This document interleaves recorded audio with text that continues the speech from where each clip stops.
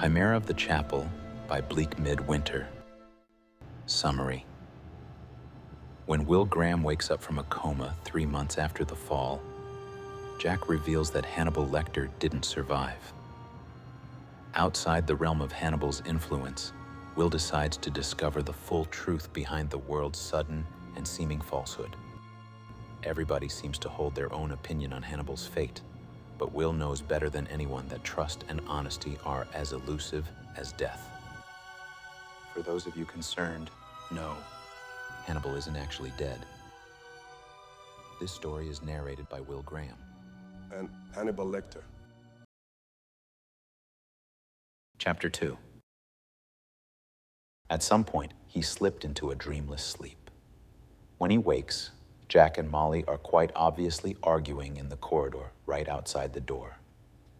They're being loud, let alone ignorant to potential eavesdroppers. Who knows if there are flies on the wall with curly red hair? Will hasn't even spent 24 hours in the conscious world, and he's already starting to feel himself shapeshift into that familiar old mug. Or maybe, he thinks with humor, he feels more like the guy at the prom all the popular girls are pulling teeth to snag. 3 months he's been left alone, but he must be a swift readjuster to old habits, because he really, in his heart of hearts, wants to be left alone even longer. For all his practice of social posturing in recent years, he isn't ready for either of these encounters. There have been gaps in his memory before. He wasn't fond of them then, and he isn't now. He'd appreciate being given personal time to reacquaint himself with the world around him, without influence or judgment. Though, if he doesn't talk to Jack, it's unlikely he'll understand the full picture of what occurred that dark, fatal night. Jack looks old. Not in age, not really. His beard is almost fully gray now, and he's skinnier. If he didn't know any better, Will might gander there's the beginnings of cheekbones shadowing his face. The beard disguises it. Ever the obscurer of weaknesses, Agent Crawford. He allows Will to sit up slowly, and doesn't help him, as he paws for an extra pillow on the sofa chair beside his cot. One of the nurses must have left it. The restraints hinder his progress, restraints that the other man has no intention of undoing, apparently. Finally, he gets the pillow and stuffs it behind his back, letting his hands flutter into his lap. He doesn't make eye contact with Jack. He doesn't feel safe making eye contact. The world as of now feels untrustworthy to him, as foolish a notion that may sound. "Afraid I'll bite?" Will asks, voice still sore from disuse. Funny. Jack paces at the foot of the cot, 3 paces exactly like he practiced them. I'm required by the Bureau to let you know you've been pardoned. On all charges, for the accomplishment of taking down both the Dragon and the Ripper. Off the record, of course. The public doesn't know you were charged with anything to begin with.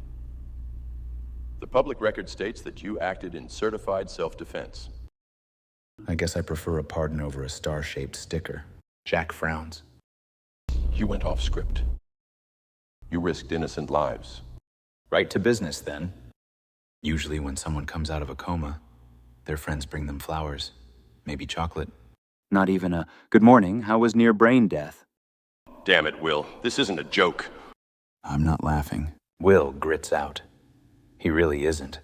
He's just simply reached his limit on how much of Agent Crawford's righteous rhetoric he can stomach. You're beginning to sound like a broken record, Jack. Jack points a finger at him. So are you. The Bureau can say whatever they please, but you used me. You used me to get what you wanted, and you used Alana Bloom. And before that, you used Dr. Chilton. Will almost scoffs. You're just now realizing I'm an unstable personality? I'm just now realizing you're not the good man I thought you were. It stings. Even after all his revelations and all those prior tribulations with the man, it hurts to hear it. Will took his peers' faith in him for granted. They had no right to have faith in him. He's always known that. But they did. And it felt good to be believed in as someone he never was. The perks of blind faith. It unfailingly benefits the receiver, but rarely the donor. Now that the faith is gone, He's both relieved and irked. Jack won't be trusting him with much from here on out. That may hinder Will's plans on understanding the New World Order and what it means to be alone without his other half. The separation he's feared for so long isn't as immediately devastating as he expected.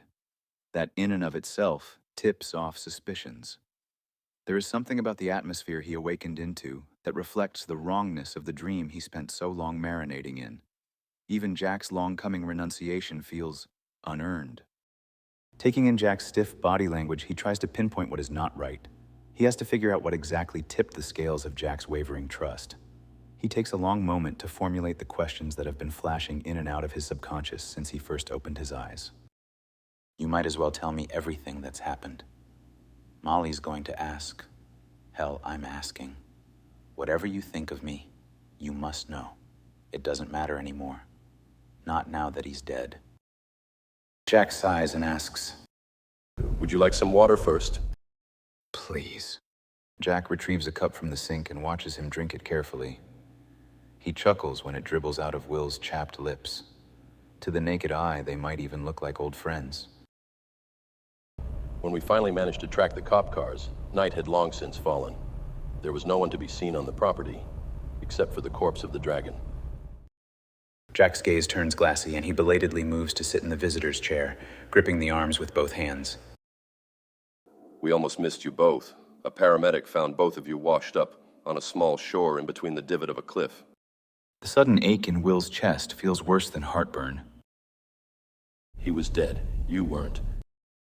Will bargains with the tears he can feel starting as far down as the base of his throat. He begs them not to ripple to the surface. If he starts, he's afraid he won't be able to stop. So much for I'm not going to miss you. I rode the ambulance over with you. You had a seizure right before your vitals started going haywire. We almost lost you that night. Did they take him to a hospital too? Jack shifts strangely. It's the most telling movement so far that confirms Will's suspicions that information is being withheld. Yes, but it was too late for him from the start. No pulse, no nothing. Will doesn't respond. Jack doesn't offer further explanation. Where's Alana, Jack? Jack huffs, leaning into the cheap, firm cushions. Beats me. She calls me occasionally, always on a burner phone. She and her wife moved on with the kid. Can't say I blame her. Will clenches his hands over the scratchy fabric of his hospital sheets. She could have come back to the mansion. What does she have to fear now? The smile that spreads across Jack's face is conspicuous at best. Hey, if she wants to fly to the middle of Timbuktu and change her name, that's not something I'm going to challenge her on. Now, if you want to take it up with her next time she calls, No. For the first time, Will resists the restraints. They clang tellingly as he attempts to harness leverage against them. Once again, Jack doesn't move to release him. Alana's not like that. She would want the best life she could possibly give to Morgan. She wouldn't be hiding. Will! Jack's bellow halts Will's frantic gestures, and he continues once he's positive he's snatched his attention. There is no way in hell Hannibal Lecter is still alive, let alone on the loose. As of yet, Will hasn't heard every detail, not the details he wants to hear. He hasn't heard where Hannibal's body was sent, what became of it, if there was anyone watching its transfer to a morgue. God help them if they had no backup plan for Hannibal's potential backup plans. How can you be certain? Jack surprises him by fishing out his cell phone. Will watches as the man scrolls through several photos until he stops on a picture of the Chesapeake Bay.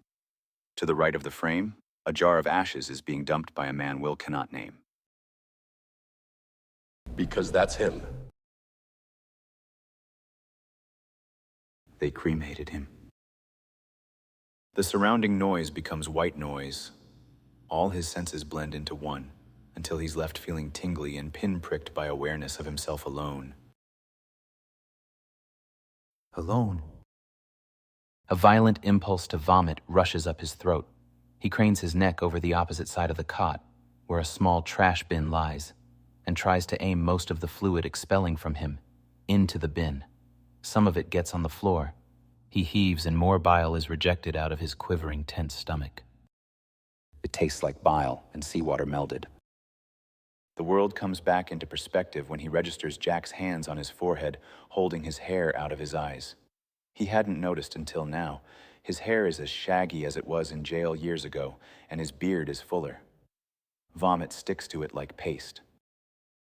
Seemingly there is a god up above, because Jack silently retrieves a bowl of water and a toothbrush, doused in toothpaste from the sink that looked about a mile away from where Will's lying, and helps him rinse the overwhelming taste of liquid death out of his mouth. When he's done, he tastes mint, but he doesn't expect the newfound taste of ash will ever quite leave him. Furtively, Jack returns to the chair. My habit of throwing things up never seems to work out well for anyone. Does it? Will croaks. It's ridiculous that he feels tired of all things, but he is. So extremely tired. Do you still think of her? A strange question. Jack rarely brings up his own failures. Will's throat works against him. The only thing he can emit as an answer is a deep, broken hum. He doesn't want to think about Abigail right now. Luckily, Jack seems incensed to change the subject. I saw the tape. Baffled, Will stares at him until he elaborates. The dragon's tape, Will. The only tape. It takes him a moment. Then it's all clear. Clearer than anything else has been upon his waking. The tape is unimportant if the angle of the dragon's camera hadn't been altered. Which, if conclusions are to be made, it most certainly was. It was originally facing the living room floor, by the grand piano. The memory returns to Will in perfect detail. He can practically smell the iron of spilt blood. Hannibal must have moved the camera before dragging himself out onto the stone patio. He thrust himself into the role of co-director and pointed the film directly at the final battle, the last mark of a self-obsessed maniac. An insult to himself, to Will, to the dragon. A hole in one. Hannibal wanted the world to see whatever unfolded, chance and all its consequences, he may have declared. Will laughs. It's hoarse, and it sounds more like he's having a fit, but he can't stop. He makes off-center eye contact with Jack, who looks entirely unamused and laughs louder. Sinking into the pillows, he tosses his head back and watches the boring ceiling as his humor runs down before murmuring, "Now that's funny." I'm guessing you didn't know. Will mouths the word no with dramatic expression. He can see it now. Freddie Lowndes' previous dozen headlines. The Chesapeake Ripper and the Killer Fisherman.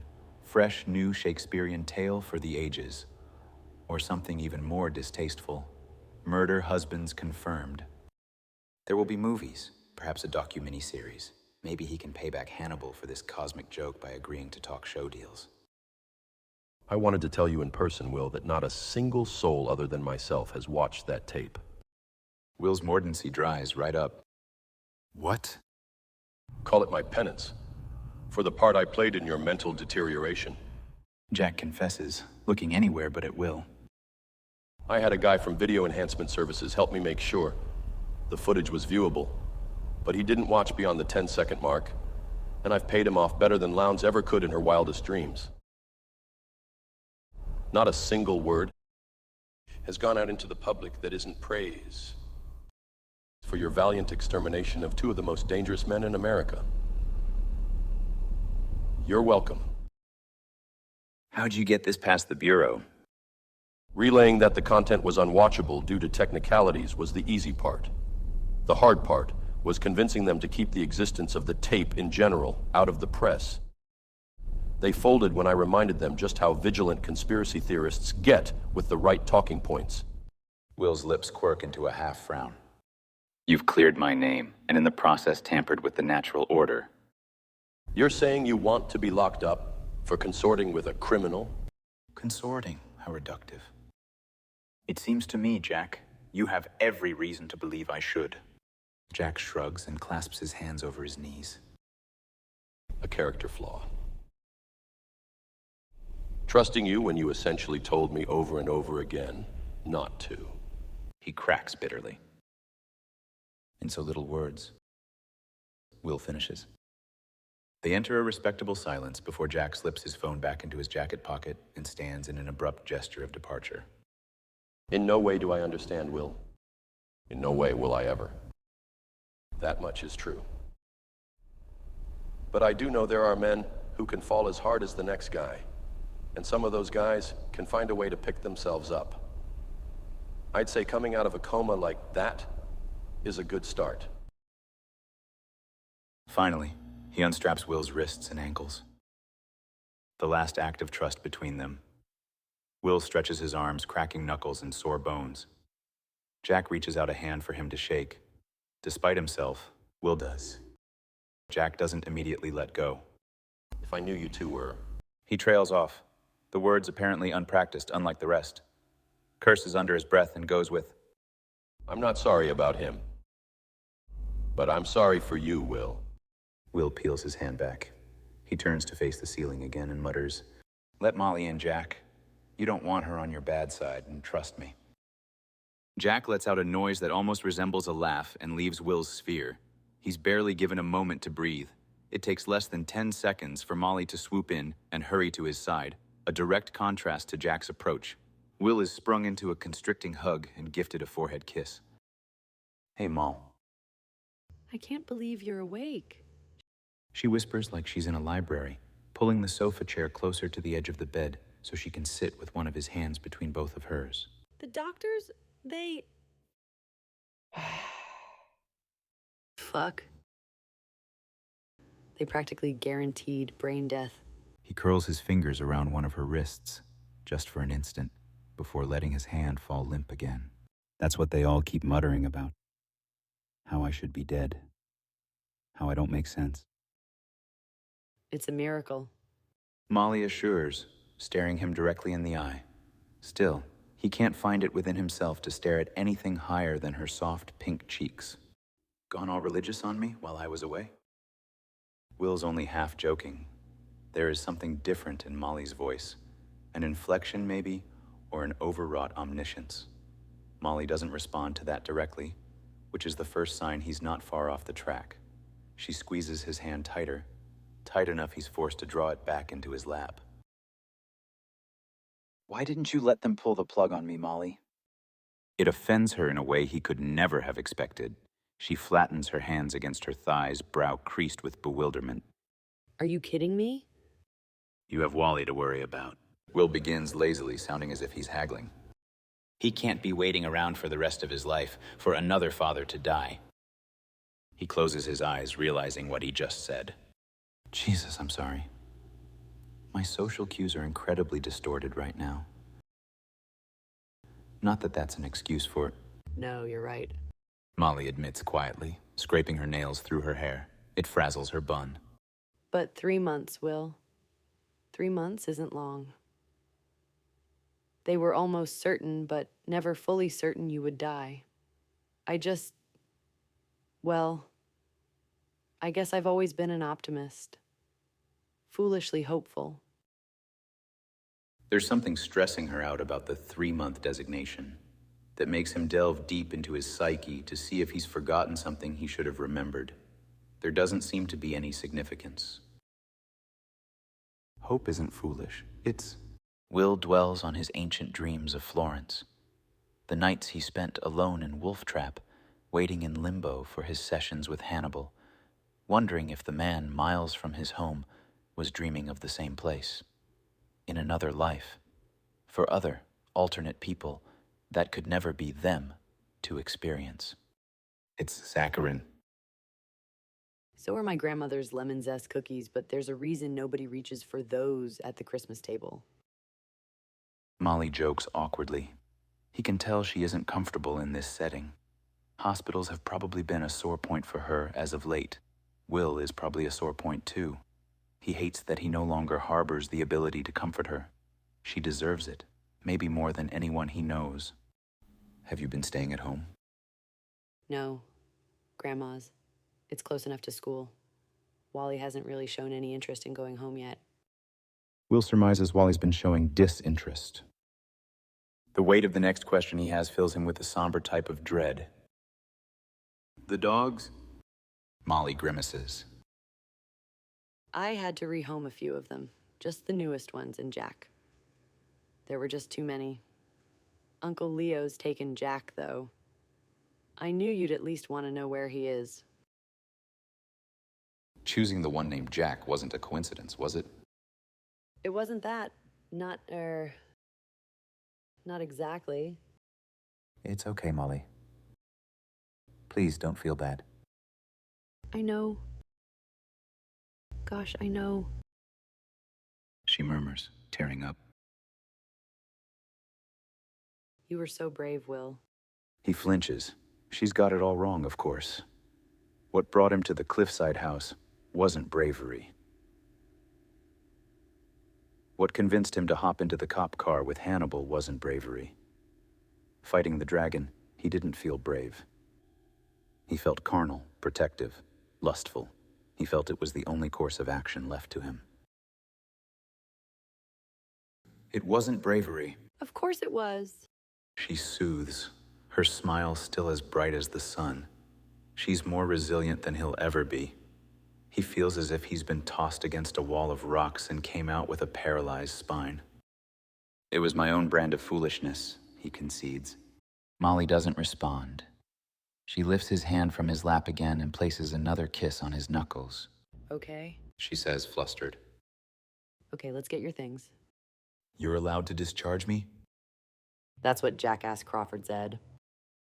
Molly unzips her big purse. She obviously expected to be able to bring him home today. Said as long as he got to talk to you first, you were free to go. She burrows through the dresser. Okay, we got your phone and wallet.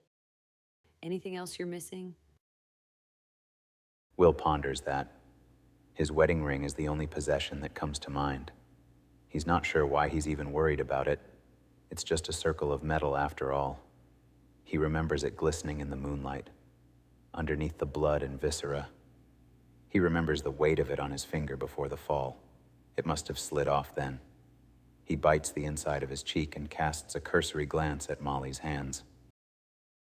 She's not wearing her ring either. Bizarrely, that relieves him. No, nothing. Come on then, I'm driving. Well, I would hope so. Will drones, wincing as he stretches his legs out and stands to walk. These new aches and pains are going to take some getting used to. He limps over to Molly, whose proximity leaves him awash in feelings of sympathy and pity. Never in their time together has he ever felt pity from her. It makes him grind his teeth. She helps him into a set of clothes. They feel scratchy on his sensitive skin, worse than the Velcro. Before Molly's completely stepped foot into the hall, Will says her name rather loudly. She turns, blinking back at him. Steeling himself, he meets her eyes directly. Triangular glass shards hover over them, bleeding profusely from all the open crevices. Though she stands before him, dressed casually and standing tall, he can quite clearly picture her splayed out on a gory bed, legs spread open, horror depicted in the shape of her mouth. He can't see past the mirage of his mind. The imagery doesn't disappear either, but it's not as devastating as it was when he first admitted what he saw to Bedelia. Even Hannibal, that one time he asked him to recite what he saw when he looked at her now, the time seems to stretch on, the longer he looks at her like this. And when he focuses, he's surprised to see the shadow of the Norman chapel in the glass. It looks empty from here. Nothing, he murmurs with a Pan Am smile.